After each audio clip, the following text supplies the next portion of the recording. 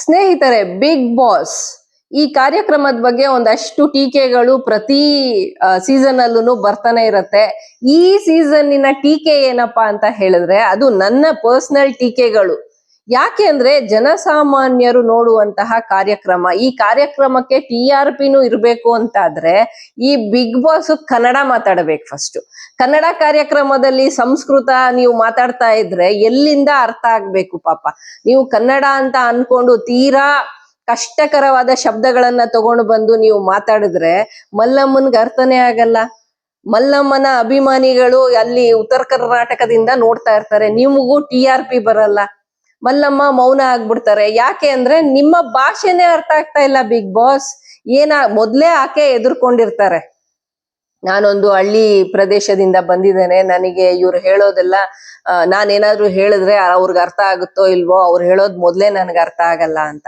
ನೀವು ಒಂದು ಗೇಮ್ ಅಲ್ಲಿ ಏನೋ ಅರ್ಥ ಆಗೋಂಗೆ ಅವ್ರಿಗೆ ಹೇಳಿ ಒಂದ್ ಚಾನ್ಸ್ ಎಲ್ಲ ಕೊಟ್ರಿ, ಆದ್ರೆ ಅದನ್ನೇ ಕಂಟಿನ್ಯೂ ಮಾಡ್ಬೋದಲ್ಲ. ನಿರ್ಗಮಿಸಬಹುದು, ಆಗಮಿಸಿ, ಹೀಗೆಲ್ಲ ನೀವು ಹೆಚ್ಚಿನ ಸಂಸ್ಕೃತ ಪದಗಳನ್ನ ಬಳಸೋದ್ರಿಂದ ಕನ್ನಡ ತುಂಬಾ ಚೆನ್ನಾಗಿರತ್ತೆ ಅಂತ ಅನ್ಕೊಂಡ್ರೆ ಅದು ನಿಮ್ಮ ಭ್ರಮೆ ಅಂತ ನಾನು ಹೇಳ್ತೇನೆ. ಯಾಕೆ ಅಂತ ಕೇಳಿದ್ರೆ ನೀವೇನಲ್ಲಿ ನಾಟಕ ಮಾಡ್ತಾ ಇಲ್ಲ ಬಿಗ್ ಬಾಸ್. ಇದು ನಾಟಕದ ಕಾರ್ಯಕ್ರಮ ಖಂಡಿತ ಅಲ್ಲ. ರಿಯಾಲಿಟಿ ಶೋ ಅಂದ್ರೆ ಅವ್ರವ್ರು ಹೆಂಗ್ ಮಾತಾಡ್ತಾರೋ ಹಂಗಂಗ್ ನೀವು ಮಾತಾಡ್ಬೇಕು. ನಿಮ್ಮ ಧ್ವನಿ ಹಾಗೆ ಇರ್ಲಿ, ಗಂಭೀರವಾಗಿರ್ಲಿ, ಆದ್ರೆ ಬಾ ಮಗ ಬಾ ಮಚ್ಚ ಹೀಗೆಲ್ಲ ಯೂತ್ ಅನ್ನ ಎನ್ಕರೇಜ್ ಮಾಡುವಾಗೆ ಇರ್ಬೇಕು. ನಿಮ್ ಮೇಲೆ ಗೌರವನೂ ಇರ್ಬೇಕು, ಇಲ್ಲ ಅಂತ ನಾನು ಹೇಳಲ್ಲ. ಆದ್ರೆ ನೀವು ಆ ಮಲ್ಲಮ್ಮ ಅವರನ್ನ ನಡ್ಸ್ಕೊಳ್ತಾ ಇರೋ ರೀತಿ ಇದೆ ಅಲ್ಲ, ಪಾಪ ಅವ್ರಿಗೆ ಭಯ ಆಗ್ತಾ ಇದೆ ಈ ಕಾರ್ಯಕ್ರಮದಲ್ಲಿ ಭಾಗವಹಿಸಕ್ಕೆ. ನಿಜವಾಗ್ಲೂ ನೋಡಿ, ನಾವೆಲ್ಲ ಕರಾವಳಿ ಭಾಗದವ್ರು, ರಕ್ಷಿತಾ ಮಾತಾಡೋ ಭಾಷೆ ಇರ್ಬೋದು, ರಕ್ಷಿತಾ ಏನ್ ಮಾತಾಡಿದ್ರು ನಮ್ಗೆ ಅರ್ಥ ಆಗತ್ತೆ. ತುಳು ಮಿಕ್ಸ್ ಮಾಡಿ, ಹಿಂದಿ ಮಿಕ್ಸ್ ಮಾಡಿ, ಇಂಗ್ಲಿಷ್ ಮಿಕ್ಸ್ ಮಾಡಿ ಆಕೆ ಆಕ್ಟಿವ್ ಆಗಿ ಇಟ್ಕೊಂಡಿದ್ದಾಳೆ. ಎಲ್ಲೂ ಆಕೆನ ಬಿಟ್ಕೊಡ್ತಾ ಇಲ್ಲ. ಈವೆಂದೋ ಅವ್ರಿಗೆ ನೀವ್ ಹೇಳೋದು ಅರ್ಥ ಆಗ್ತಾ ಇಲ್ಲ, ಅಲ್ಲಿರೋ ಕಂಟೆಸ್ಟೆಂಟ್ ಗಳು ಹೇಳೋದು ಸರಿಯಾಗಿ ಅರ್ಥ ಆಗ್ತಾ ಇಲ್ಲ. ಸರಿ, ಆ ಮಾಳು ಇರ್ಬೋದು, ಆ ಮಾಳು ಕೂಡ ಉತ್ತರ ಕರ್ನಾಟಕ ಕಡೆಯಿಂದ ಬಂದಿರೋದು. ಇವ್ರಿಗೆಲ್ಲ ಅವಕಾಶ ಕೊಡ್ಬೇಕು, ಇಲ್ಲಾಂದ್ರೆ ನೋಡಕ್ಕೆ ನಮ್ಗೆ ಇಂಟ್ರೆಸ್ಟ್ ಬರಲ್ಲ. ನೀವು ಅವ್ರ ಕೈಯಲ್ಲೆಲ್ಲ ಆಕ್ಟಿವಿಟೀಸ್ ಮಾಡಿಸ್ಬೇಕು, ಹೆಚ್ಚು ಹೆಚ್ಚು ಅವ್ರು ಮಾತಾಡೋಂಗ್ ಮಾಡ್ಬೇಕು. ನೀವು ಅವ್ರು ಮಾತಾಡೋದ್ರಿಂದಾನೇ ಅಲ್ಲಿ ಎಂಟರ್ಟೈನ್ಮೆಂಟೇ ಕ್ರಿಯೇಟ್ ಆಗೋದು.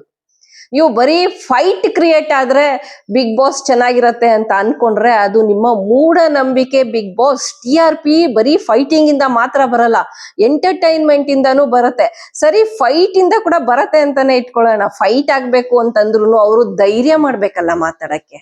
ನೀವ್ ಈ ರೀತಿಯಾಗಿ ಒಳ್ಳೆ ಸ್ಕೂಲ್ ಪ್ರಿನ್ಸಿಪಲ್ ತರ, ಯಾವ್ದೋ ಇಂಗ್ಲಿಷ್ ಮೀಡಿಯಂ ಸ್ಕೂಲ್ ಪ್ರಿನ್ಸಿಪಲ್ ತರ ಅಷ್ಟು ಕಟ್ನಿಟ್ಟಾಗ್ಬಿಟ್ರೆ ಆ ಮಲ್ಲಮ್ಮ, ಆ ಮಾಳು ಇವರೆಲ್ಲ ಮಾತಾಡೋದು ಯಾವಾಗ? ಮಾತಾಡಕ್ಕೆ ಎದುರ್ಕೊಳ್ತಾ ಇದ್ದಾರೆ. ಆ ಗಿಲ್ಲಿನೇ ಸರಿಯಾಗಿ ಮಾತಾಡ್ತಾ ಇಲ್ಲ, ಕಾಮಿಡಿ ಆರ್ಟಿಸ್ಟ್ ಹುಡ್ಗ ಪಾಪ. ಆ ಹುಡ್ಗನೇ ಎದುರ್ಕೊಂಡ್ಬಿಟ್ಟಿದ್ದಾನೆ, ಅವಾಗೊಂದ್ ಇವಾಗೊಂದ್ ಮಾತಾಡ್ತಾನೆ.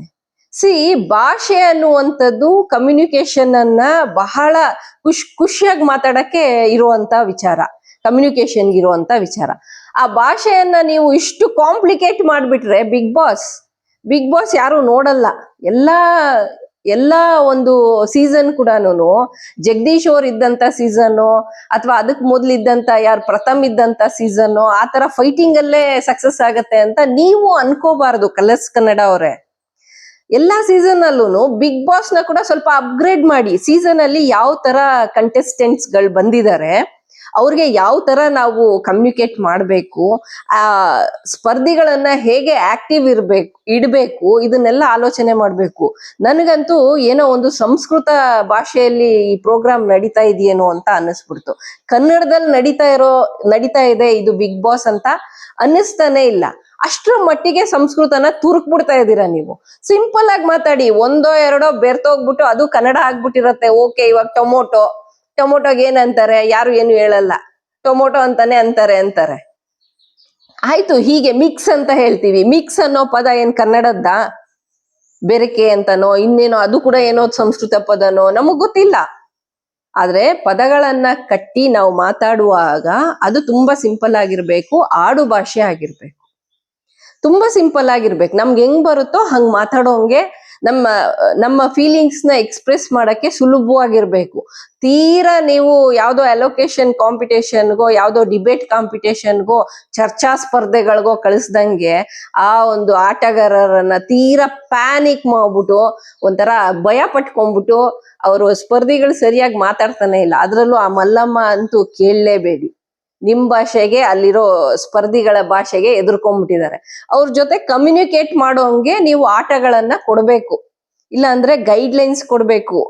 ಅವ್ರಿಗೆ ಹೇಳ್ಬೇಕು ಈ ರೀತಿಯಾಗಿ ಮಾತಾಡಿ, ಈ ರೀತಿಯಾಗಿ ನೀವು ಮುಂದುವರಿಸಿ, ಏನೋ ಒಂದ್ ನೀವು ಪ್ಲಾನ್ ಮಾಡ್ಬೇಕು. ನಿಮಗೆ ಪ್ಲಾನ್ ಮಾಡಕ್ ಬರ್ತಾ ಇಲ್ಲ. ಒಂದೇ ಒಂದ್ ಸತಿ ಕರೆದ್ಬಿಟ್ಟು ಆಕೆನ ಅಲ್ಲಿ ಕೂರಿಸ್ಬಿಟ್ಟು ಒಂದ್ ಸ್ವೆಟರ್ ಕೊಟ್ಬಿಟ್ಟು ಏನೋ ಹೇಳ್ಬಿಟ್ಟು ಕಳಿಸ್ಬಿಟ್ರಿ. ಅದಾದ್ಮೇಲೆ ಏನು ಕಾಣ್ತಾ ಇಲ್ಲ. ಒಂದು ಕನ್ನಡ ಕಾರ್ಯಕ್ರಮ ನೋಡ್ತಾ ಇದೀವಿ ಅನ್ನೋ ಫೀಲಿಂಗೇ ಬರ್ತಾ ಇಲ್ಲ ಬಿಗ್ ಬಾಸ್ ಈ ಸೀಸನ್ ಅಲ್ಲಿ.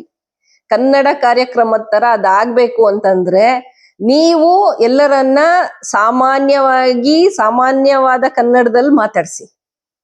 ಆ ನಂತರ ಅಲ್ಲಿರೋರ್ಗುನು ಮಾತಾಡಕ್ಕೆ ಅವಕಾಶಗಳು ಹೆಚ್ಚು ಮಾತಾಡುವಂತಹದ್ದು, ಹಾಡೇಳುವಂತದ್ದು ಇದಕ್ಕೆ ಅವಕಾಶ ಮಾಡ್ಕೊಡಿ. ಆ ಮಾಲು ಅಂತೂ ಯಾವ್ದೋ ಒಂದು ಮೂಲೆ ಸೇರ್ಕೊಂಡ್ಬಿಟ್ಟಿದೆ ಪಾಪ.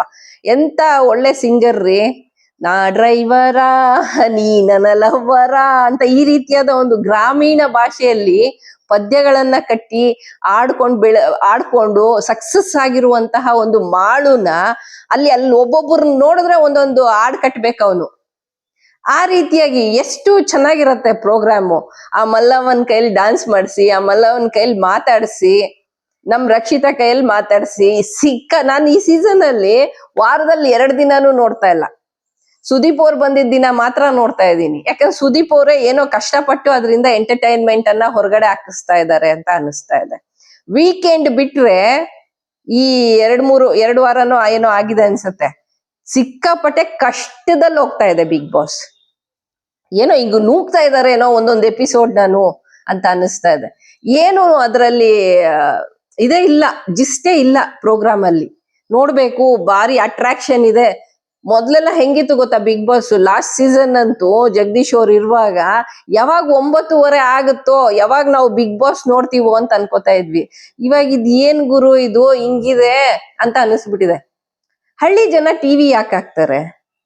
ಟಿವಿಯಿಂದ ಒಂದು ಇನ್ಫಾರ್ಮೇಶನ್ ಸಿಗ್ಲಿ ಅಂತ ನ್ಯೂಸ್ ಚಾನೆಲ್ಸ್ ನೋಡ್ತಾರೆ. ಅಲ್ಲೇನೋ ಬಿಡಿ ಜಗ್ಳನೆ, 24 ಗಂಟೆ ಜಗ್ಳನೆ. ಒಂದ್ ಕಡೆ ಅವರು ಒಂದ್ ರಾಜಕೀಯ ಪಕ್ಷ ಸೇರ್ಕೊಂಡ್ಬಿಟ್ಟವ್ರು ಎಲ್ಲಾರುನು. ಒಂದ್ ರಾಜಕೀಯ ಪಕ್ಷ ಹಣ ಇದ್ದವ್ರ ಕಡೆಗೆ, ಅತ್ಯಾಚಾರಿಗಳ ಪರವಾಗಿ, ಭ್ರಷ್ಟಾಚಾರಿಗಳ ಪರವಾಗಿ ನ್ಯೂಸ್ ಚಾನೆಲ್ ನಡೀತಾ ಇದೆ. ಅದ್ ಹಾಳಾಗಿ ಹೋಗ್ಲಿ ಅಂತ ಏನೋ ಎಂಟರ್ಟೈನ್ಮೆಂಟ್ ನೋಡೋಣ ಅಂತಂದ್ರೆ ನೀವು ಹಿಂಗೆ ಏನೋ ಒಂದು ಒಳ್ಳೆ ಸಂಸ್ಕೃತ ಮಾತಾಡ್ಕೊಂಡು ಏನೋ ರಾಜರ ಕಾಲದ ನಾಟಕ ಮಾಡೋ ತರ ಮಾತಾಡ್ತಾ ಇದ್ದೀರಾ ಬಿಗ್ ಬಾಸ್ ಜೀವನೇ ಇಲ್ಲ ಬಿಗ್ ಬಾಸ್ಗೆ. ಆ ತರ ಆಗಿದೆ. ಕನ್ನಡ ಪ್ರೋಗ್ರಾಮ್ ಅಂತ ಒಂದು ಫೀಲಿಂಗೇ ಬರ್ತಾ ಇಲ್ಲ.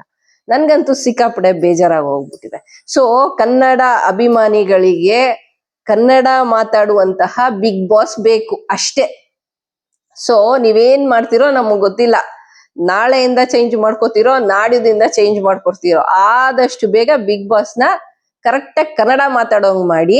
ಇಲ್ಲ ಇದು ಕನ್ನಡ ಶೋ ಅಲ್ಲ ಸಂಸ್ಕೃತ ಶೋ ಅಂತ ಹೇಳ್ಬಿಟ್ಟು ಅನೌನ್ಸ್ ಮಾಡ್ಬಿಡಿ. ನಾವು ನೋಡೋದೇ ಇಲ್ಲ.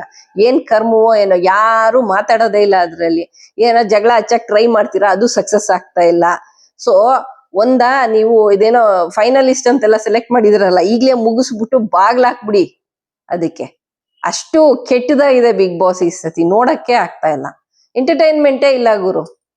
ನಮ್ ರಕ್ಷಿತಾ ಹೋದ್ಮೇಲಾದ್ರೂ ಎಂಟರ್ಟೈನ್ಮೆಂಟ್ ಇರತ್ತೆ ಅಂದ್ರೆ ಅವ್ರಿಗೆಲ್ಲ ಏನು ಕೊಡ್ತಾನೆ ಇಲ್ಲ. ಮಾತಾಡಕ್ಕಾಗ್ಲಿ ಏನು ಇಂಟ್ರಾಕ್ಷನ್ಸೇ ಇಲ್ಲ. ಸಿಕ್ಕಾಪಟ್ಟೆ ಬೋರ್ ಹೊಡಿತಾ ಇದೆ ಅನ್ಸುತ್ತೆ. ಎನಿವೇಸ್, ಕನ್ನಡ ಬರೋ ಬಿಗ್ ಬಾಸ್ ಇದ್ರೆ ಕನ್ನಡ ಶೋನಲ್ಲಿ ಬಿಗ್ ಬಾಸ್ ಚೆನ್ನಾಗಿರತ್ತೆ ಅಂತ ಹೇಳ್ತಾ ನನ್ನ ಈ ಒಂದು ಬಿಗ್ ಬಾಸ್ ವಿಮರ್ಶೆನ ಮುಗಿಸ್ತಾ ಇದ್ದೀನಿ. ಸ್ನೇಹಿತರೆ, ಈ ವಿಡಿಯೋ ಇಷ್ಟ ಆಗಿದ್ರೆ ಲೈಕ್ ಮಾಡಿ, ಶೇರ್ ಮಾಡಿ, ಕಮೆಂಟ್ ಮಾಡಿ, and please subscribe to my YouTube channel Shailaja Amarnath. Thank you for watching this video. Thank you friends.